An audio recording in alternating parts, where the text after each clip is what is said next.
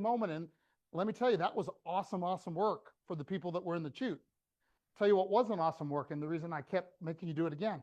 None of you were clapping for them. They did exactly what they were supposed to do. They worked hard. They didn't quit. And you weren't even encouraging them so that they would want to do it again. You know, just as important as making sure that we have people in our life that are going to hold us accountable and help us be better when we fall, help pick us up when we fall, we also need people encouraging us and making us realize that we can do something and recognizing when we do it.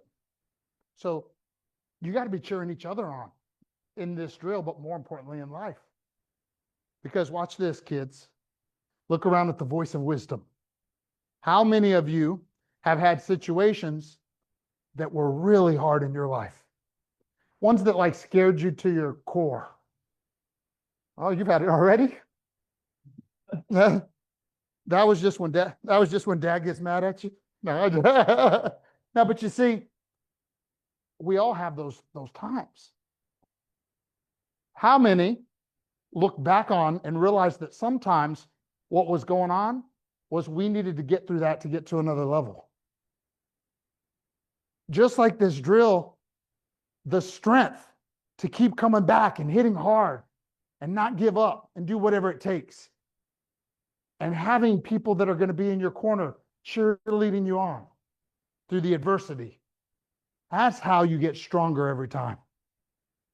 Okay. Now, by the way, just to reinforce the lesson I'm teaching right now behind the resilience, because right now I'm talking to coaches and people that are leaders in people's lives. How many of you have had somebody really negative that you could never do anything right in your life? Well, not even really drill sergeant, because they were hard on you, but they weren't negative to the point where you didn't feel encouraged to do it. They also inspired us to action. Now, granted, at the beginning, they're scary as hell and all that, but what I'm saying, I mean, some of you know what I'm talking about, a more negative, where it's so negative that what you do is stop trying. And I don't know about you, but I never want to be that person in somebody's life. Oh, now, by the way, I didn't plan that. By the way, the opposite is equally insidious. See, being the negative parent or teacher or coach or whatever, boss, would mean that you're holding the thing back all the time just because you can. But also, letting the person hit the pad all the time isn't the right answer either, is it? Because now what message does the student get in that version? That life is easy, and it's not. So the balance is knowing when to pull and when to let go.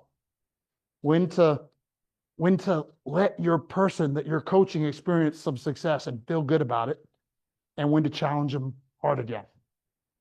Because that perfect balance is what helps us go on.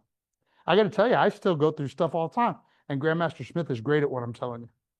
He always gives me just enough heart and just enough encouragement.